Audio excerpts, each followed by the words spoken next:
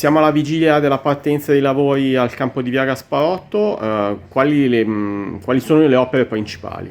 Sì, allora l'opera finanziata attraverso il PNR prevede il rifacimento del campo di calcio e della pista di atletica. In particolare il campo di calcio verrà realizzato in erba sintetica e per quanto riguarda la pista di atletica provvederemo all'asportazione dello strato ammalorato e al rifacimento completo della stessa attraverso il deposito di un materiale adeguato.